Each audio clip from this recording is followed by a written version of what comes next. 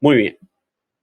Entonces, notemos, tenemos el orden que se nos presenta en el libro de Daniel. Vamos a estar analizando eh, cada una de las secciones del capítulo, es decir, cada uno de los grupos de versículos, y estos grupos de versículos nos hablan de líneas históricas eh, pasadas, que son las líneas históricas que vamos a estar analizando. Vamos a recordar, obviamente a traer a nuestra memoria la aplicación histórica.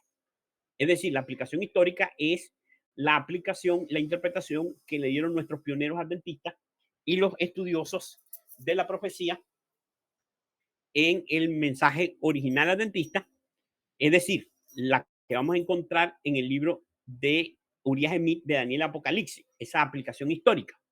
Y después, entonces, obviamente, vamos a hacer, digamos, una proyección de esas líneas históricas a los acontecimientos futuros. Ahora noten bien, quiero hacer de antemano la aclaración.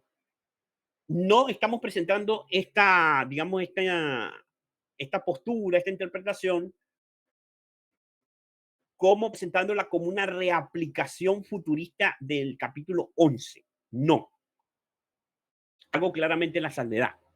No estamos reaplicando el capítulo 11 al futuro. No, estamos tomando las historias que son el cumplimiento literal del capítulo. Estamos tomando esas historias de manera particular, estamos tomando el orden de los acontecimientos históricos de manera que nos permitan a nosotros poder entender los acontecimientos finales. Entonces, habiendo hecho esta aclaración, entonces podemos proceder. Entonces, vemos, la primera línea histórica que vamos a encontrar, la encontramos en el capítulo 11, desde el versículo 1 al versículo 4. Y es una de las, digamos, de las líneas históricas que nosotros más hemos estudiado, que más hemos, digamos, aplicado. ¿Por qué razón? Vamos a leer rápidamente allí en el libro de Daniel, en el capítulo 11, y vamos a ir leyendo entonces estos versículos, versículo 1 al 4. Dice así: y yo mismo, en el año primero de Darío, el Medo, estuve para animarlo y fortalecerlo. Y ahora yo te mostraré la verdad. He aquí, aún habrá 3 reyes en Persia, y el cuarto se hará de grandes riquezas, más que todos ellos, y al hacerse fuerte con sus riquezas, levantará a todos contra el reino de Grecia. Y se levantará luego un rey valiente, el cual dominará con gran poder y hará su voluntad.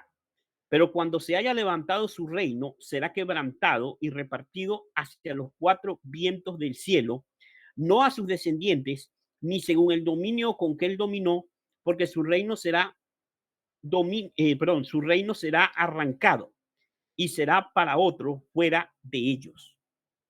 Entonces notemos, esta primera línea histórica o esta primera sección del capítulo 11 nos está hablando en líneas generales, de forma resumida, de el imperio medo-persa, es decir, de los 4 últimos reyes de Medo-Persa que están en el versículo 2 y de la transición que hubo hacia el imperio griego.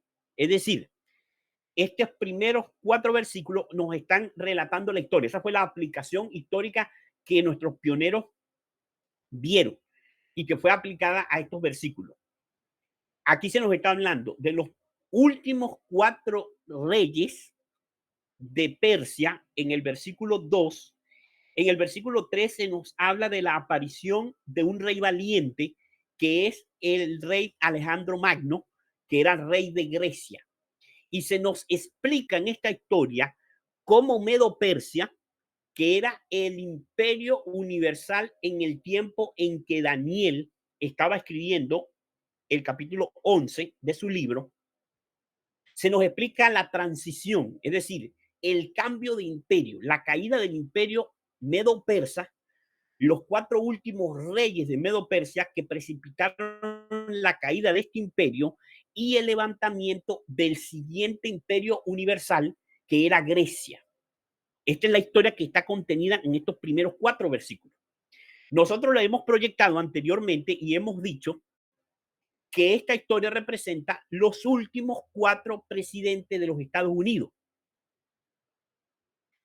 Pero no solamente esta sección representa los últimos 4 presidentes de los Estados Unidos, en el versículo 2, y cuando hablo de los últimos 4 presidentes de los Estados Unidos, me estoy refiriendo a los últimos 4 presidentes republicanos. Los 4 últimos presidentes de los Estados Unidos republicanos. Pero vamos a ver acá que esta línea no se detiene allí, sino que esta línea que estamos extrayendo de los primeros 4 versículos del capítulo 11 también incluyen la transición al siguiente imperio universal que va a venir después de Estados Unidos. Si estamos mencionando que esta línea profética, esta línea histórica nos proyecta hacia los 4 últimos presidentes republicanos de los Estados Unidos de Norteamérica, también estamos queriendo establecer que así como hay una Medo-Persia que está representada por Estados Unidos, y como lo hemos estudiado anteriormente, que así como Medo-Persia en el capítulo 8 estaba presentada como un carnero de 2 cuernos, así Estados Unidos está presentado en la profecía como una bestia de 2 cuernos semejante a los de un cordero que habla como dragón, en el capítulo 13, versículo 11. Que por lo tanto, estos símbolos son análogos, es decir, están relacionados. Y así entonces, como el imperio medo-persa representa ahora a los Estados Unidos de Norteamérica, la transición o la caída del imperio medo-persa para que pudiera surgir el imperio griego o, como se conoce en la historia, greco-macedónico, es decir, que pudiera levantarse en el escenario de la historia Alejandro Magno o Alejandro el Grande. Esta historia también está tipificando, es decir, está arrojándonos una sombra, nos está arrojando una secuencia que también ha de repetirse en estos últimos días. Es decir, cuando Estados Unidos de Norteamérica, por medio de sus últimos 4 presidentes, especialmente del 4º presidente, que está alineado con Jerjes, que es el último rey de los medos y los persas, en el versículo 2, este Jerjes fue el rey que impuso el decreto de muerte sobre los judíos en el tiempo de Esther. Y al mismo tiempo, como dice y señala la profecía, fue el que levantó a todos contra el reino de Grecia. Este rey tiene estas 2 características. Número 1, decreta un decreto de muerte contra los judíos en el tiempo de Mardoqueo y de la reina Esther. Y también levanta a todo el mundo contra el reino de Grecia. Y es aquí donde entra entonces al escenario el siguiente gran imperio universal, que es Grecia. Porque de ese levantamiento de Medo-Persia para hacerle la guerra a Grecia, Grecia se levanta con un rey valiente que dice allí el versículo 3 que dominará con gran poder y hará su voluntad, pero cuando se haya levantado su reino será quebrantado y repartido hacia los 4 vientos del cielo, no a sus descendientes ni según el dominio con que él dominó, porque su reino será arrancado y será para otros fuera de ellos. Es decir, esta línea histórica nos está señalando a que si Estados Unidos de Norteamérica representa o está representado por los medos y los persas, entonces el siguiente imperio universal, que es Grecia, está representado por otro poder que ha de tomar su lugar en este tiempo, que ha de suplantar o sustituir el poderío de Estados Unidos cuando comience a colapsar Estados Unidos Norteamérica una vez que haya sido promulgada la ley dominical nacional y venga la ruina nacional sobre la nación de los Estados Unidos, en esa caída y en esa decadencia ha de levantarse otro imperio universal, que en este caso está tipificado o representado por Grecia. Y este rey valiente está también tipificado en nuestra época moderna. Entonces, esta primera gran línea histórica nos está presentando no solamente los 4 últimos presidentes de los Estados Unidos, sino también el poder que ha de levantarse tras la caída de los Estados Unidos de Norteamérica. Es decir, el poder que ha de tomar el lugar de imperio universal después de la caída de los Estados Unidos de Norteamérica en ocasión de la ley dominical nacional. ¿Qué nos está planteando esta secuencia? Nos está planteando entonces que hay una nación que está representada o sí, representada por este rey valiente, que es una nación que también está en pie de conquista, en pie de expansión. Esta nación, cuando la Medopersia moderna, que es Estados Unidos Norteamérica, comience a debilitarse a causa del decreto contra los judíos modernos, que es la ley dominical nacional, esta Grecia va a comenzar a tomar fuerza y va a comenzar a ganarle espacio a los Estados Unidos Norteamérica.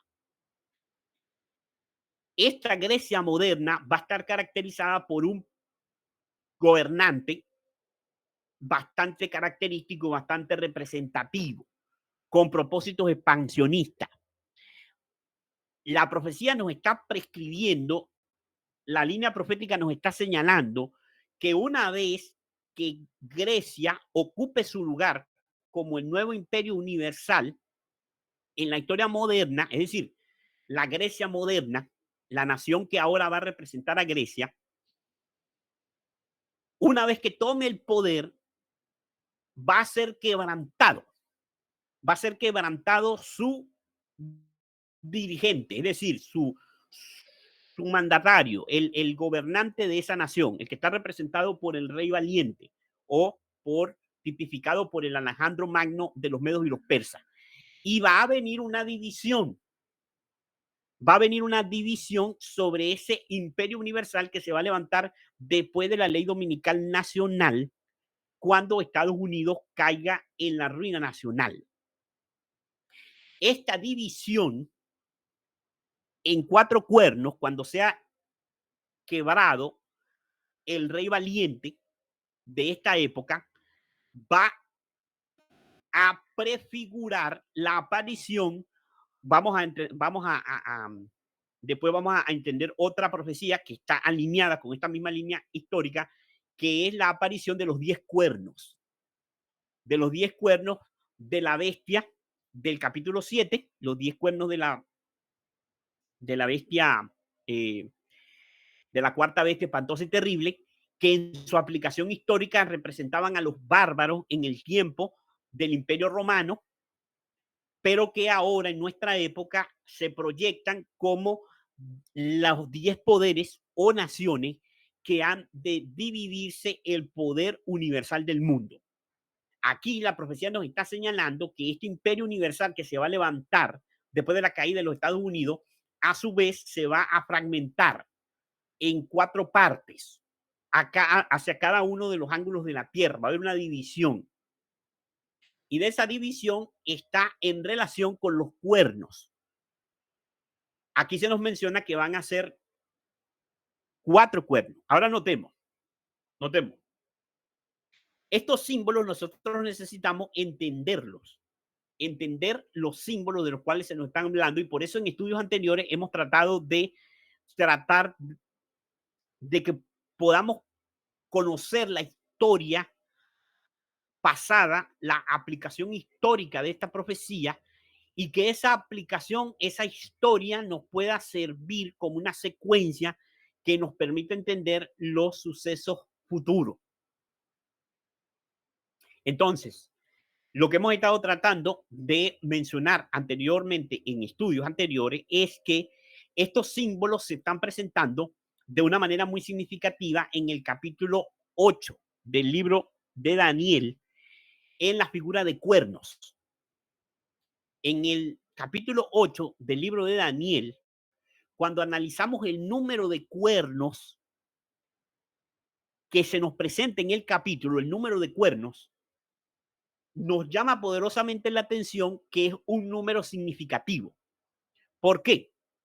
Porque si nosotros contamos los dos primeros cuernos del carnero que se presenta en el capítulo 8, allí variamos dos cuernos. Después aparece este macho cabrío, que es Grecia, que primeramente tiene un cuerno notable entre sus ojos, que es este rey valiente del cual habla el capítulo 11, el versículo 3. Allí, si sumamos la cantidad de cuernos, dos cuernos de Medo Persia, más este primer cuerno de Grecia, serían tres cuernos. Ese cuerno notable es quebrado, así como nos dice el capítulo 11, que el rey valiente, cuando obtenga gran poder y dominio, será quebrantado. El rey valiente. Este cuerno notable va a ser quebrantado, según la secuencia del capítulo 8, cuando comparamos la secuencia del capítulo 8 con la del capítulo 11. Entonces, tenemos tres cuernos, los dos de Medo Persia, más el cuerno notable de Grecia, es quebrado y en su lugar se levantan cuatro cuernos. Entonces, cuatro cuernos que aparecen, más los tres primeros cuernos que teníamos anteriormente, los dos de Grecia y el cuerno notable, nos da un total de 7 cuernos. Ahora, el capítulo no se detiene allí, sino que el capítulo nos dice posteriormente que aparece un cuerno pequeño. Ese cuerno pequeño viene a completar, según el capítulo 8, la secuencia de 8 cuernos. Es decir, en el capítulo 8 del libro de Daniel se nos presenta entonces esta secuencia de 8 cuernos, siendo el cuerno pequeño representado por Roma pagana y Roma papal, las dos fases de Roma, el cuerno pequeño, el octavo. Ahora bien, cuando analizamos esto, vamos al capítulo 7 y tratamos de relacionar o de entender mejor esta figura de los cuernos. Nos damos cuenta que en el capítulo 7 solamente tiene cuerno la cuarta bestia espantosa y terrible, es decir, Roma.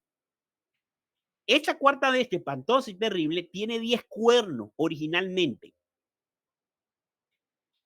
Estos 10 cuernos subsisten mientras no aparece el cuerno pequeño. Cuando el cuerno pequeño comienza a crecer, obviamente en la cabeza de la cuarta bestia, nos dice la descripción de la profecía que al crecer arranca 3 cuernos de los primeros. Es decir, que si originalmente habían 10 cuernos en la cuarta bestia del capítulo 7 de Daniel, si originalmente tenía 10 cuernos, al ser arrancado 3 cuernos de los primeros, queda un total de 7 cuernos. Y ese cuerno pequeño que comienza a crecer se convierte en ¿qué? Se convierte en el octavo cuerno. ¿Notan el paralelismo que hay aquí?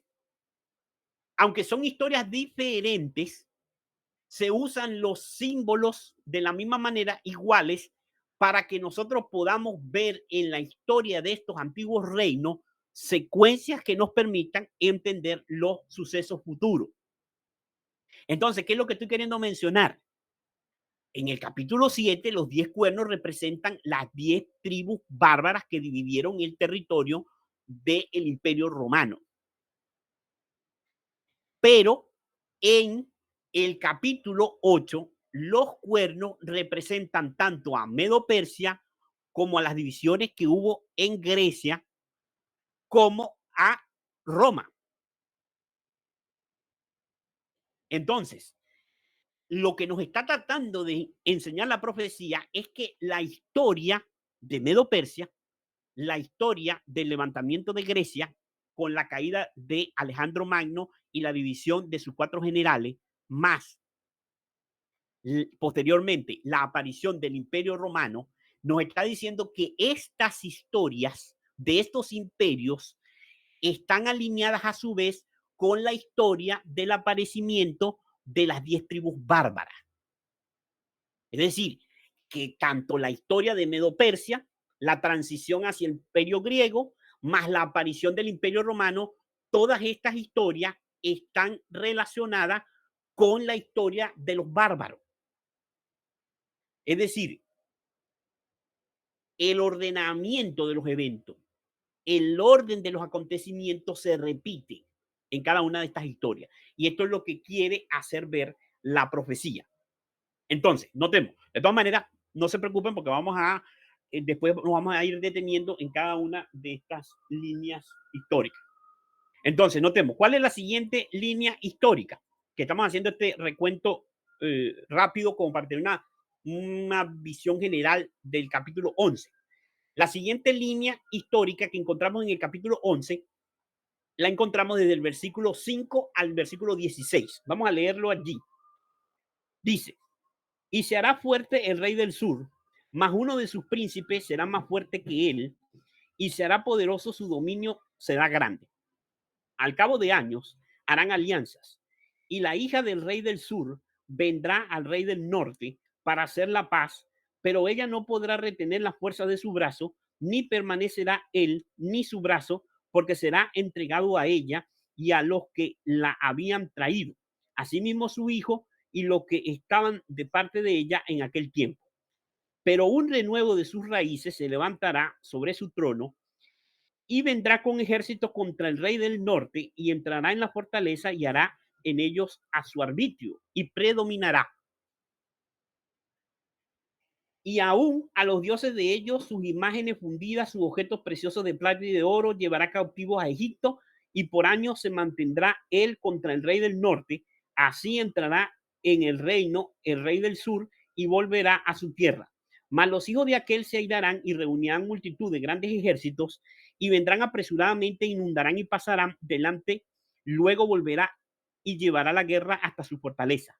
Por lo cual se enfurecerá el rey del sur y saldrá y peleará contra el rey del norte y pondrá en campaña multitud grande, y toda aquella multitud será entregada en su mano. Y al llevarse él la multitud, se levantará su corazón, derribará a muchos millares, mas no prevalecerá. Y el rey del norte volverá a poner en campaña una multitud mayor que la primera, y al cabo de algunos años vendrá apresuradamente con gran ejército y con muchas riquezas. En aquellos tiempos se levantarán muchos contra el rey del sur, hombres turbulentos que están de parte de tu pueblo, se levantarán para cumplir la visión, pero ellos caerán. Vendrán pues el rey del norte y se levantarán baluartes y tomarán la ciudad fuerte, y las fortalezas del sur no podrán sostenerse, ni sus tropas escogidas, porque no habrá fuerza para resistir. Y el que vendrá contra él hará su voluntad, y no habrá quien se le pueda enfrentar, y estará en la tierra gloriosa, la cual será consumida en su poder. Entonces notemos aquí, esta sección del capítulo 11, que va desde el versículo 5 hasta el versículo 16, esta versión en la aplicación histórica, por eso estoy mencionando que toda esta interpretación y todos estos detalles están contenidos en el capítulo del libro de Uriah Smith, que necesitamos volver a leer.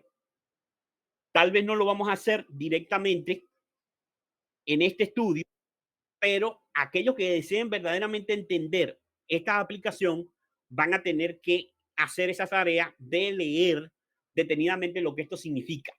Noten, esta historia, la historia que va desde el versículo 5 hasta el versículo 16, es la historia de la transición entre el imperio de Grecia, que es el que queda después de la primera línea histórica, que va desde el versículo 1 al versículo 4, la transición del imperio de Grecia hacia la Roma pagana.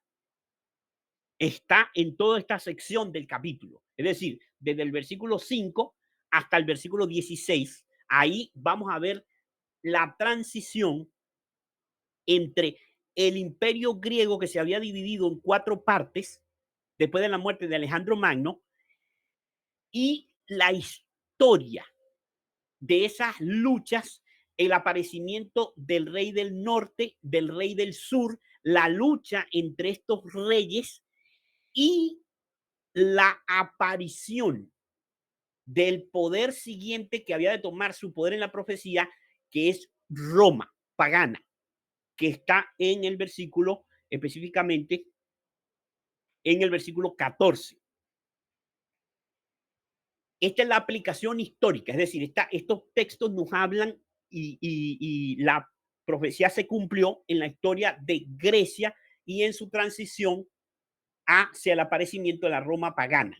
Ahora, esta línea profética, como vamos a ver en su momento, nos va a hablar o se proyecta hacia el futuro, hablándonos de qué cosa. Desde el año 538 después de Cristo hasta la ley dominical.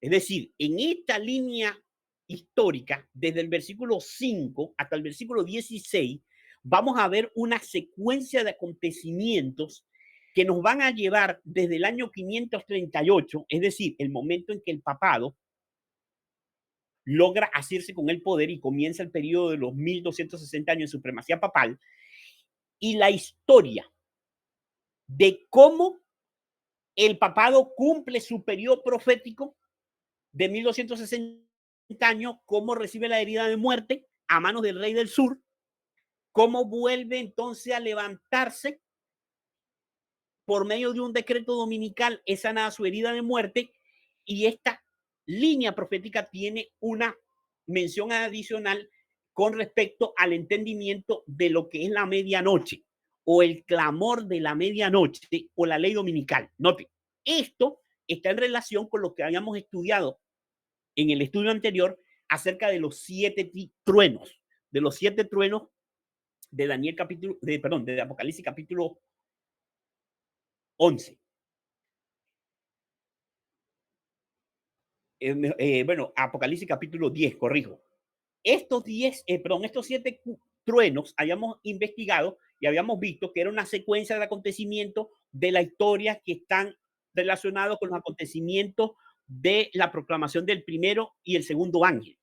Y habíamos mencionado que los dos últimos truenos eran el verano de 1844, que fue el tiempo de medianoche en la época de los pioneros, y el gran chasco del 22 de octubre de 1844, que habíamos mencionado que está alineado con la ley dominical nacional.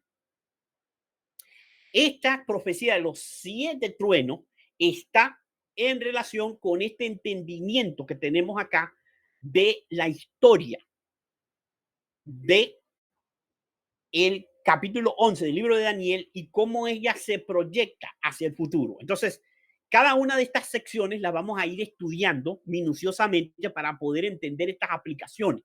Cómo es que esta historia de la decadencia de Grecia y la transición hacia el imperio de Roma pagana nos están hablando de la historia que se verificó desde el año 538 después de Cristo hasta la ley dominical en nuestra época, hasta la nueva medianoche que va a haber en nuestra época y por lo tanto la repetición del mensaje del clamor de la medianoche en nuestra época, como hemos visto, según la aplicación de la profecía de los 7 truenos.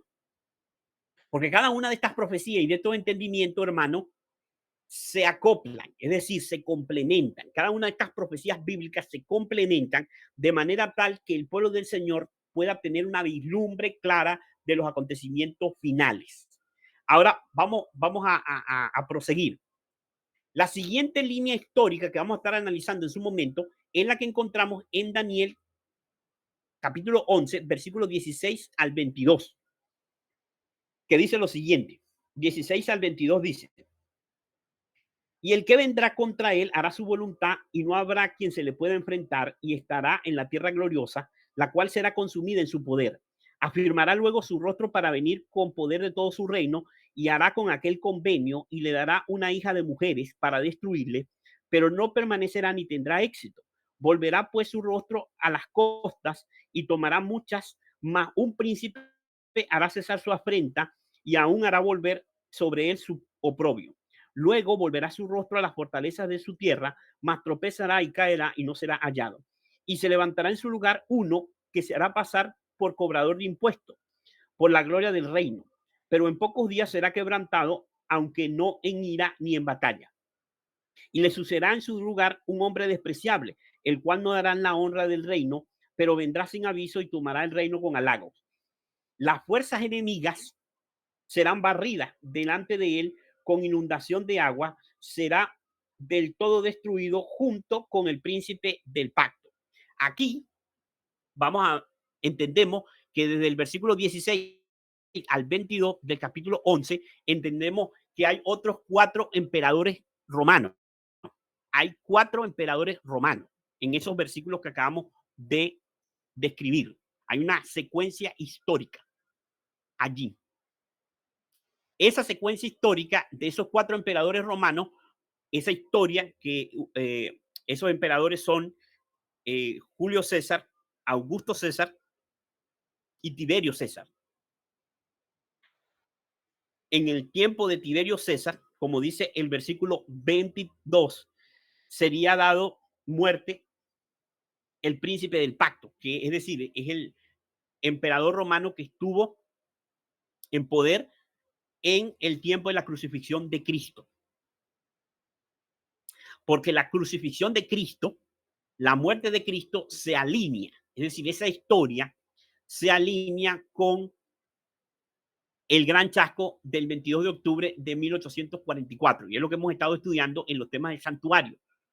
Cómo los discípulos fueron chasqueados cuando Cristo fue crucificado, así como los mileritas fueron chasqueados cuando Cristo no vino el 22 de octubre de 1844, como ellos habían anticipado.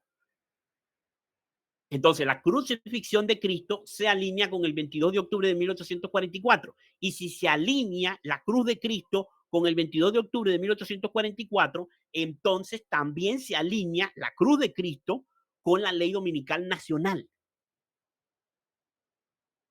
Porque hemos dicho que la ley dominical nacional se alinea a su vez con el 22 de octubre de 1844, según la secuencia de los 7 truenos que estudiamos en en Apocalipsis capítulo 10. Entonces, ¿qué estoy queriendo mencionar con todo esto? Estas líneas proféticas las vamos a ir estudiando y las vamos a ir analizando en orden. Esta línea profética o esta línea histórica, desde el versículo 16 al 22, nos habla de la historia de también los últimos 4 presidentes de los Estados Unidos de Norteamérica. Porque allí encontramos a Julio César, Augusto César, Tiberio César, y después vamos a encontrar el último emperador del Imperio Romano, según el cielo, que fue Constantino. Constantino, que como ya hemos analizado en estudios anteriores, se alinea con Jerjes. Por eso mencionamos que esta línea histórica, desde el versículo 16 al 22, que es el establecimiento de esta Roma pagana y de estos 4 emperadores paganos de la Roma pagana, se alinean con la historia de Medo-Persia, y al mismo tiempo entonces nos están hablando de los últimos presidentes de los Estados Unidos de Norteamérica, ya que Estados Unidos de Norteamérica también se alinea con la 4ª bestia espantosa y terrible, porque la 4ª bestia espantosa y terrible en el libro de Apocalipsis es un dragón que tiene 7 cabezas y 10 cuernos. Ese dragón tiene 10 cuernos, al igual que la 4ª bestia espantosa y terrible del capítulo 7 del libro de Daniel. Ese dragón de 7 cabezas y 10 cuernos es la Roma pagana. Y esa Roma pagana, ese dragón, está asociado con la bestia del capítulo 13, versículo 11, que es Estados Unidos, Norteamérica, porque aunque la bestia tiene 2 cuernos semejantes a los de un cordero, termina hablando como dragón.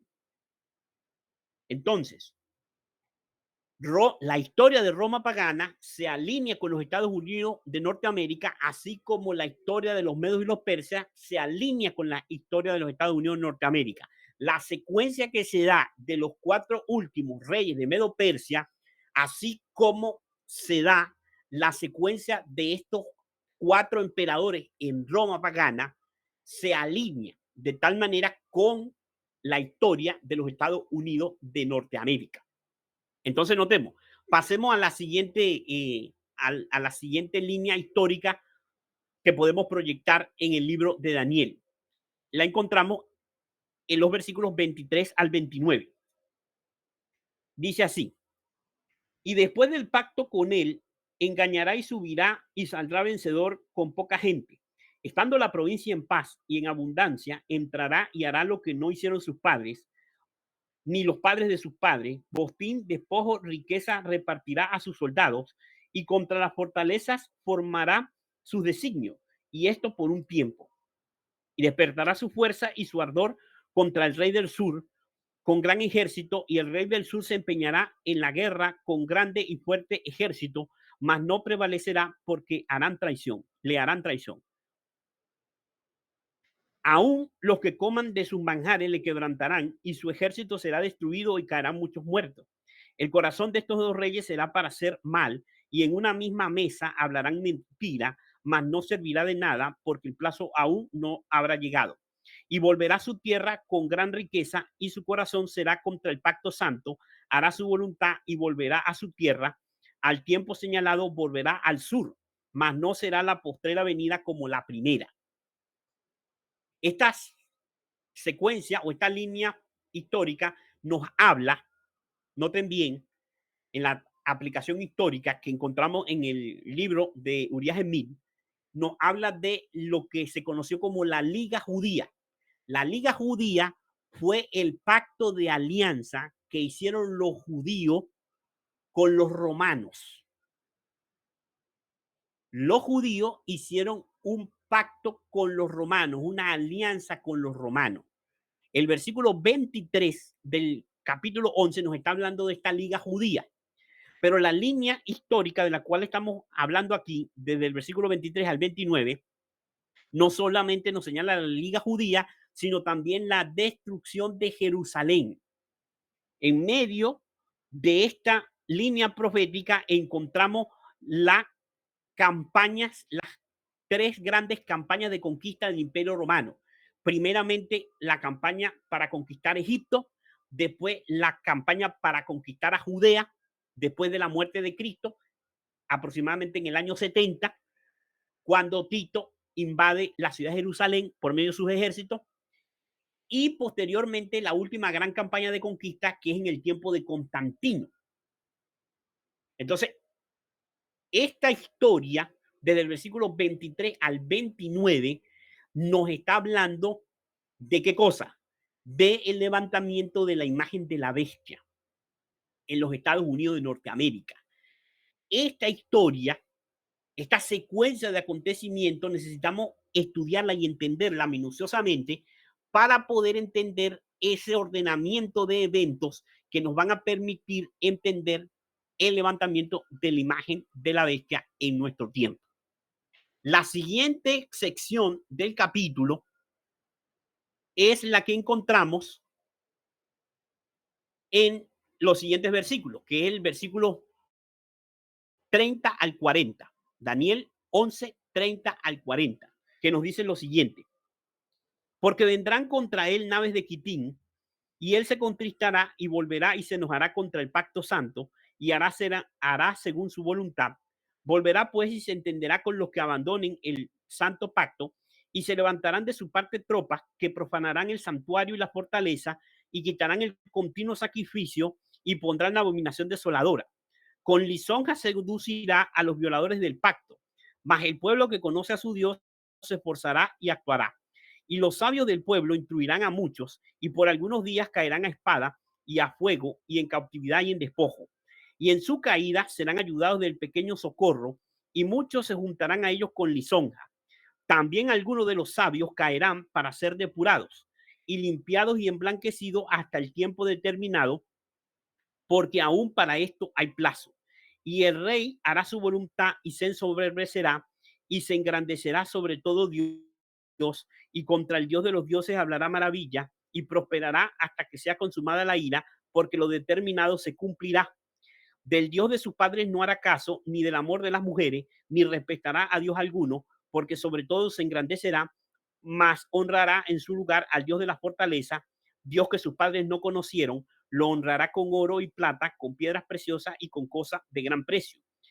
Con un Dios ajeno se hará de las fortalezas más inexpugnables y colmará de honores a los que lo reconozcan.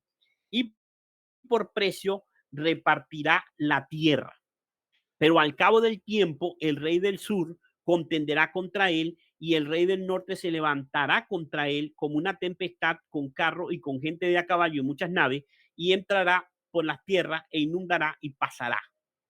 Entonces notemos que en esta sección del capítulo 11, desde el versículo 30 al versículo 40, encontramos esta línea histórica en la aplicación histórica que es el ascenso del papado y la persecución a través de los 1260 años de supremacía papal, y en el versículo 40 encontramos la herida mortal. Esta historia, desde el versículo 30 hasta el versículo 40, en la aplicación histórica, es el surgimiento, el ascenso al poder del papado, del hombre de pecado. Transcurren los 1260 años de supremacía papal y nos lleva al versículo 40, que es el tiempo del fin, que es el final de ese periodo de 1260 años, cuando el rey del sur inflige la herida mortal al papado. Esa historia es un tipo, es decir, esta historia del versículo 30 al 40 es un tipo a su vez, es decir, es una sombra, es una semblanza, es una analogía de la historia que está en los versículos 40 al 45. Es decir, la historia que está en los últimos versículos del capítulo 11 está reflejada en qué cosa, en el ascenso del papado y en la persecución al pueblo de Dios a través de los 1260 años de supremacía papal hasta la herida mortal. En los versículos 40 al 45 se nos habla de la nueva ascensión del papado y de este nuevo periodo de supremacía del papado al ser sanada su herida de muerte, pero nos lleva también el versículo 45 a la destrucción final del papado. Cuando finalmente se le dé muerte al papado, la destrucción final al papado, ya cuando venga el fin del tiempo de gracia y el derramamiento de las 7 plagas postreras y el fin del mundo, la venida de Cristo y la destrucción de la bestia, de su imagen y del falso profeta, como van a ser lanzados en el lago de fuego que va a existir en ocasión de la segunda venida de Cristo, la destrucción final del papado. Entonces, la historia de los versículos 30 al 40 son un tipo, esa historia, de lo que está relatado en los versículos 40 al 45, es decir, del nuevo ascenso del papado al poder y este nuevo periodo de supremacía papal final. Ya no va a recibir una herida mortal que va a ser sanada, sino que verdaderamente va a ser destruido, como nos dice el versículo 45. Y obviamente, la última sección del versículo del capítulo 11, que es la versión que ya nosotros hemos entendido, que es la versión de Daniel 11, 40 45, como he mencionado, son los últimos textos del capítulo 11, que es el ascenso de la Roma moderna. El ascenso de lo que hemos identificado como la Roma moderna, que es el ascenso de Estados Unidos de Norteamérica al haberse unido con el papado y esta unión entre la iglesia y el Estado en la nación de los Estados Unidos Norteamérica, y cómo la herida mortal que fue infligida al papado en 1798 va a ser sanada por las acciones del gobierno de los Estados Unidos Norteamérica, sanando la herida de muerte que fue infligida al papado en su nación primeramente, y cómo esta Roma moderna, Estados Unidos, Norteamérica, va a dejar preparada la plataforma de un gobierno mundial donde el papado pueda establecerse como el poder hegemónico a nivel mundial en la crisis final que está predicha en las profecías tanto de Daniel como de Apocalipsis. Entonces, estas son las diferentes secciones del capítulo 11, su respectiva aplicación histórica y la respectiva proyección de cada una de estas historias, cómo nos sirven de patrones para entender con mayor claridad los acontecimientos de forma especial de los versículos 40 al 45. Es decir, esta forma de ver el capítulo, lo que estamos queriendo decir es que la interpretación que vemos en el versículo 40 al 45, que son los versículos finales, la historia de los textos anteriores del capítulo nos permite entender muchísimo mejor la sección final del capítulo en los versículos 40 al 45. Entonces, esto es lo que queremos comenzar a analizar. Queremos comenzar a analizar, hermanos queridos, cada una de estas líneas históricas. La primera línea histórica ya la hemos analizado bastante, pero vamos a volver a analizarla de tal manera que podamos volver a entenderla y poder volver a establecernos sólidamente en la luz que proyecta esa historia con respecto a los sucesos del presente, a los sucesos que están desenvolviendo ahora mismo y que están por acontecer en el futuro próximo. Así que, mis hermanos, esto es simplemente la introducción. Ahora, notemos, ¿por qué hemos deseado hacer este estudio? Es decir, ¿por qué hemos deseado de compartir esto? Por la siguiente razón, mi hermano. Nosotros debemos entender lo que la escritura nos enseña con claridad. Noten lo que dice la Mana White en el libro Testimonio para los Ministros, página 115. Dice lo siguiente. Fue el león de la tribu de Judá quien quitó el sello del libro y le dio a Juan la revelación de lo que sucedería en estos últimos días. Noten, esta comprensión que estamos tratando de comprender es una luz que está brillando, hermanos queridos, desde las profecías antiguas.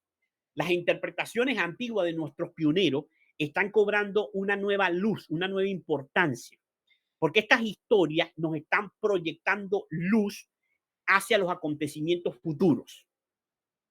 Esta revelación es parte del cumplimiento de lo que había sido profetizado con respecto al libro de Daniel y de Apocalipsis, que del estudio de estos libros de Daniel y Apocalipsis iba a surgir un reavivamiento en medio del pueblo de Dios. Esta luz creciente, al reanalizar el fundamento profético adventista, es el cumplimiento de lo que ha sido predicho en el mismo capítulo 12 del libro de Daniel y que está en armonía con la revelación que se hace también en el libro de Apocalipsis. ¿Por qué razón? Porque el león de la tribu de Judá, es decir, nuestro Señor Jesucristo, en el santuario celestial, está retirando todo el sello del libro de Daniel y del libro de Apocalipsis. Es decir, se está dando conocimiento, comprensión con respecto a estos libros para que el pueblo de Dios pueda estar firme, pueda estar sólidamente cimentado en los acontecimientos que se están desenvolviendo en este momento en nuestro mundo y que han de seguirse desenvolviendo hasta la crisis final del mundo. Por eso dice aquí, Daniel cumplió su misión de dar su testimonio, el cual fue sellado hasta el tiempo del fin, cuando el mensaje del primer ángel debía ser proclamado a nuestro mundo. Estas profecías, hermanos, están tomando un nuevo matiz, una nueva luz. No es que estamos reaplicando, no, estamos tomando la interpretación de nuestros pioneros y extrayendo de esa interpretación luz adicional que se proyecta sobre los acontecimientos futuros. Esto es el cumplimiento de lo que el Señor había profetizado de que había de ser repetido para poder terminar la proclamación del mensaje del tercer ángel, debía ser repetido la proclamación del mensaje del primer ángel y del segundo ángel. Estos mensajes están siendo repetidos, estos grandes temas que predicaron hombres como Guillermo Miller, como Josias Leach, como Samuel Snow, como Aidan Exxon, como el mismo Uriah Smith. Estos mensajes están siendo vueltos a predicar. Al haber vuelto al fundamento pionero, el Señor ha recompensado a aquellos que han vuelto al fundamento pionero y ha derramado luz adicional sobre la comprensión de las profecías. Esto es un cumplimiento profético. Sigue diciendo la mensajera del Señor en el libro Conflicto de los Siglos. Las profecías presentan una sucesión de acontecimientos que llevan al comienzo del juicio. Esto es particularmente cierto del libro de Daniel, pero la parte de su profecía que se refería a los últimos días, debía Daniel cerrarla y sellarla hasta el tiempo del fin. Un mensaje relativo al juicio, basado en el cumplimiento de estas profecías, no podía ser proclamado antes de que llegásemos a aquel tiempo. Pero el tiempo del fin, dice el profeta, muchos correrán de aquí para allá y la ciencia se aumentará. Conflicto de los siglos, página 356. ¿Qué estoy queriendo mencionar con esto? Las profecías son una sucesión de acontecimientos que todas nos dirigen hacia el comienzo del juicio, es decir, hacia 1844. Eso es particularmente cierto en el libro de Daniel. Daniel había recibido la orden de sellar y de cerrar el libro hasta el tiempo del fin. Esto implica que solamente podía ser entendido el libro de Daniel de forma completa era después de llegado el tiempo del fin, es decir, después del año de 1798, era que el libro de Daniel iba a comenzar a ser abierto y comenzar a ser entendido por completo. Y esa experiencia, esto es lo que estamos tratando de mostrar a nuestros hermanos, que es un aumento de conocimiento a partir de la interpretación pionera que fue el mensaje del primero y del segundo ángel. Estas interpretaciones pioneras cobran una nueva vida y un nuevo sentido en nuestro tiempo y nos proyectan hacia los eventos futuros. La Mana White sigue diciendo en el conflicto de los siglos, el apóstol Pablo advirtió a la iglesia que no debía esperar la venida de Cristo en el tiempo de ellos. Ese día dijo, no puede venir sin que haya venido primero la apostasía y sin que haya sido revelado el hombre de pecado, según de Tesalonicenses 2:3. Únicamente después que se haya producido la gran apostasía y se haya cumplido el largo periodo del reino del hombre de pecado, podemos esperar el advenimiento de nuestro Señor. El hombre de pecado, que también es llamado misterio de la iniquidad e hijo de perdición, y el inicuo representan al papado, el cual, como está predicho en las profecías, conservaría su supremacía durante 1260 años. Este periodo terminó en 1798. La venida del Señor no podía verificarse antes de dicha fecha. San Pablo abarca con su aviso toda la dispensación cristiana hasta el año de 1798. Solo después de esta fecha debía ser proclamado el mensaje de la segunda venida de Cristo. Es decir, después del tiempo del fin, en 1798, solamente podía ser proclamado el mensaje del segundo advenimiento como lo ha venido siendo proclamado por nuestros pioneros adventistas, por Guillermo Miller, por Josias Leach, por Aidan Exxon, por Samuel Snow, por todos estos hombres que fueron utilizados por Dios para presentar al mundo el mensaje de las profecías. Este mensaje de las profecías ha venido en creciendo, es decir, ha venido en aumento, ha venido creciendo en la comprensión. Y la comprensión en este tiempo es de tal naturaleza que nos permite a nosotros entender con claridad los sucesos que están delante de nosotros. Sigue diciendo la mensajera del Señor en Conflicto de los Siglos, página 356. Semejante mensaje no se predicó en siglos pasados. San Pablo, como lo hemos visto, no lo predicó. Predijo a sus hermanos la venida de Cristo para un porvenir muy lejano. Los reformadores no lo proclamaron tampoco. Martín Lutero fijó la fecha del juicio para cerca de 300 años después de su época. pero desde 1798 el libro de Daniel ha sido desellado. La ciencia de las profecías ha aumentado y muchos han proclamado el solemne mensaje del juicio cercano, después de 1798. Ella sigue diciendo,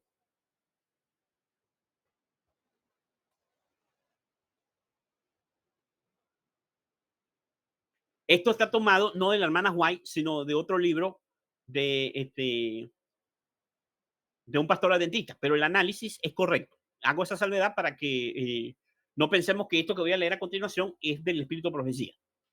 Dice así, durante meses los cálculos de Snow despertaron poca atención, pero en la reunión del campamento de Exeter del 12 al 17 de agosto de 1844, su fecha exacta para el regreso de Cristo despertó a muchos mileritas con un enorme entusiasmo, llevando su esfuerzo misionero a un pico.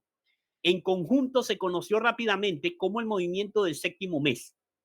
Aunque los líderes mileritas reconocieron algo de valor en la posición de Snow, se mostraron escépticos acerca del renovado énfasis en el tiempo y señalaron que en vista de la seguridad de nuestro Salvador, de que no sabemos el día y la hora, o como algunos lo leen, ningún hombre lo ha de saber el mismo día. Sin embargo, algunas semanas antes del evento esperado, los líderes se unieron al movimiento del séptimo mes y permitieron que las opiniones de Snow fueran impresas en los principales periódicos mileritas y dieron todo su apoyo. Noten, esta cita la compartimos en relación aquí. Esto fue lo que ocurrió en el verano de 1844, en lo que nosotros entendemos que es la medianoche, cuando Snow compartió en el Congreso de Exeter, antes de ese Congreso, antes de la medianoche, los cálculos, el entendimiento de Samuel Snow no había causado ningún revuelo dentro del pueblo milerita. Llegada la medianoche exacta, es decir, desde el 12 al 17 de agosto, que fueron los días en los cuales él estuvo predicando, el 15 de agosto fue cuando él llega a las conclusiones del 22 de octubre de 1844, es decir, él explica los argumentos de sus conclusiones con respecto a la fecha final. Esto causó un movimiento potente que se le llamó el movimiento del séptimo mes, ya que Samuel Snow estaba señalando como el periodo final del cumplimiento de los 2300 años, el séptimo mes del calendario judío, que era el 10º día del séptimo mes del calendario caraíta, como el final del periodo de los 2300 años. Esto se le llamó el movimiento del séptimo mes. Los líderes, escuchen bien, los líderes de los mileritas, no la mayoría de los mileritas, la mayoría de los mileritas, es decir, el pueblo común de los mileritas, aceptaron el mensaje de Samuel Snow. Los líderes, es decir,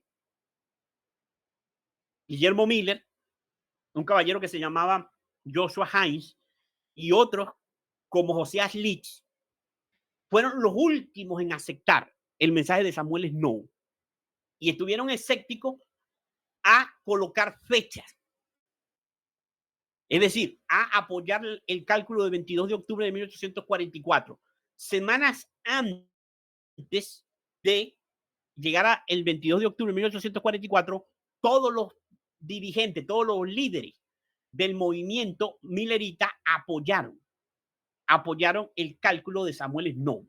Es decir, Guillermo Miller se unió a la proclamación del mensaje de Samuel Snow, se unió Joshua Hines, se unió Josiah Leach, etcétera, etcétera, etcétera, que eran dirigentes representativos en esa época. Esta historia obviamente está en relación a lo que ya hemos estudiado, que es una historia que es un patrón repetitivo que también ha de verificarse en este tiempo final. Lo estudiamos como la profecía de los 7 truenos.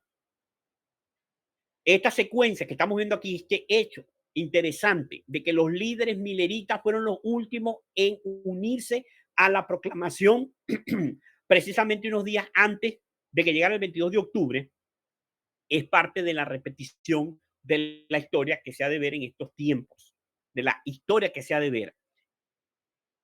Ahora, esta secuencia, hermano, esta secuencia de eventos nos muestran a nosotros que el conocimiento del libro de Daniel ha ido en aumento. Y aquellos que han seguido la instrucción del Señor de volver a las sendas antiguas, en lo relacionado a las interpretaciones proféticas del libro de Daniel y Apocalipsis, la promesa de que serían fortalecidos por el Señor en la comprensión y en el aumento de conocimiento proveniente de las profecías de Daniel y Apocalipsis, esas promesas se están cumpliendo. Y estamos viendo una luz creciente que proviene de las profecías. Y ese es el llamado, ese es el mensaje que este servidor ha tratado de compartir con este grupo, con el grupo anterior, con los hermanos. Ustedes recuerdan y saben muy bien lo que ocurrió, lo que aconteció, obviamente en armonía con el mensaje que se ha predicado, con lo que hemos predicado. Hubo una división, hubo una separación. ¿Por qué razón? Porque debía haber qué cosa? Debía haber un zarandeo, debía haber una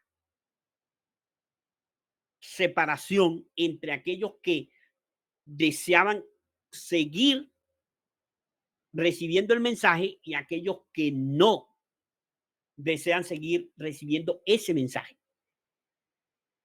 Esto era inevitable y esto, de hecho, esto va a seguir ocurriendo. Y lo que ha ocurrido inclusive en nuestro grupo,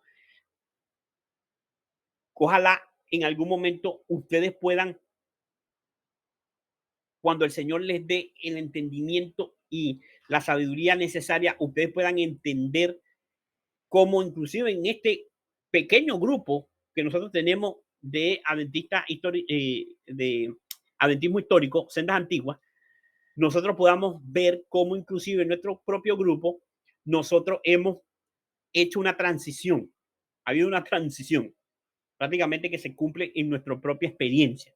Hemos pasado de un momento de ebullición del estudio de las profecías, que está representado por el estado de la iglesia de Filadelfia, un zarandeo o una prueba que causó una división del grupo, y ahora los que han perseverado y los que han continuado o han deseado continuar con el estudio de las profecías, lo han estado haciendo, pero en nosotros hemos entrado en un estado que podemos describir como un estado laodicense. Entonces, esta experiencia y estas historias se alinean porque de la palabra del Señor está surgiendo luz para nuestra época presente, hermano. Entonces, voy a detenerme acá para no, obviamente, no saturar con todo, es decir, con muchísima más información. Para el próximo sábado, entonces, vamos a comenzar con esta precisamente, que es sería la primera línea histórica que vamos a analizar, que es la que encontramos en el capítulo 11, desde el versículo 1 hasta el versículo 4. Vamos a estar nuevamente analizando la interpretación de nuestros pioneros y vamos entonces a proyectar esa información, esa línea, como ya lo hemos hecho, ya esto lo hemos hecho, hacia los últimos 4 presidentes de los Estados Unidos de Norteamérica. Y así sucesivamente vamos a ir estudiando el capítulo 11 del libro de Daniel, proyectándolo también hacia el futuro.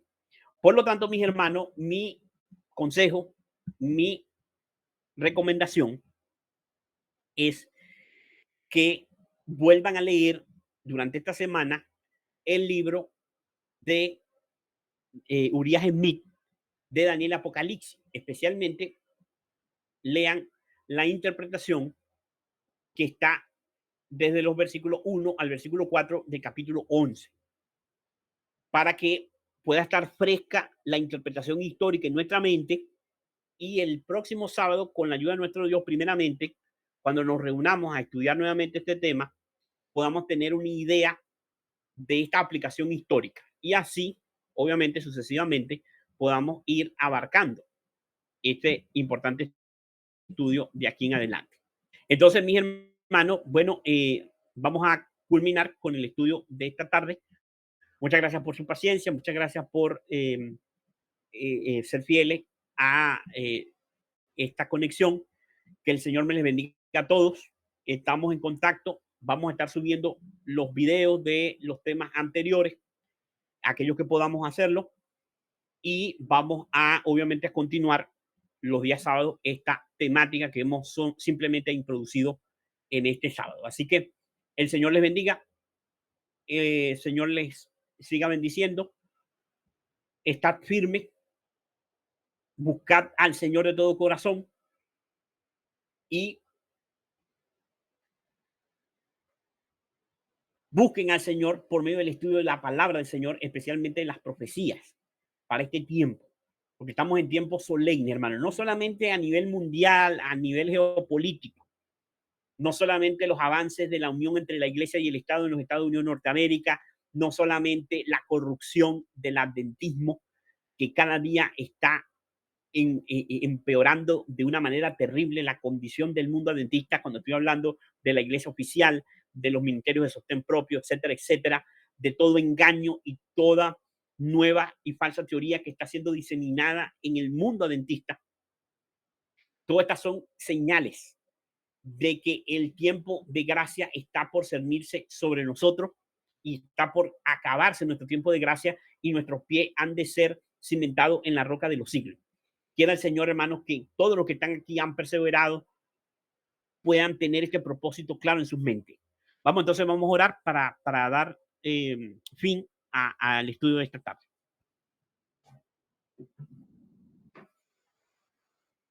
Oremos. Padre nuestro que estás en los cielos, santificado y glorificado sea su santo y bendito nombre. Nuevamente estamos agradecidos, Señor, por el privilegio que nos ha dado de poder compartir juntamente con nuestros hermanos, con nuestros amigos en la fe, estos temas, Señor. Permítenos que podamos perseverar, que podamos poder permitir que este mensaje final, esta luz adicional que usted está derramando sobre su pueblo en estos últimos días, precisamente al ver los cumplimientos de los acontecimientos delante de nosotros, podamos nosotros entonces ver con claridad lo que usted quiere revelarnos para que estemos preparados para este conflicto que está por estallar delante del pueblo de Dios. Ayúdenos, bendíganos, tenga misericordia de nosotros. Permita que nosotros podamos ser limpiados y emblanquecidos por la sangre del Cordero. Que podamos entender mucho más de lo que ya hemos entendido hasta este momento, podamos aumentar en conocimiento, especialmente en el conocimiento de las profecías de Daniel Apocalipsis, de tal manera que este conocimiento nos solidifique, nos afirme, nos mantenga sólidos e inconmovibles para que podamos recibir el sello de Dios en nuestra frente. Todas estas cosas las estamos suplicando, no porque haya mérito, porque usted sabe que somos pecadores, pero lo hacemos todo en el nombre de Jesús. Amén. Muy bien, mis hermanos, que el Señor me les bendiga. Gracias nuevamente por su atención, por su paciencia. Que el Señor les bendiga a todos. Vamos a estar entonces en contacto por medio de los grupos y las redes sociales. Les invito a que cualquier pregunta, cualquier consulta, puedan hacerlo por medio de estos medios o puedan realizar cualquier pregunta en los temas cuando estemos obviamente profundizando muchísimo más en cada una de estas líneas históricas. Que el Señor me les bendiga. Un saludo cordial a todos. Me despido. El Señor les guarde.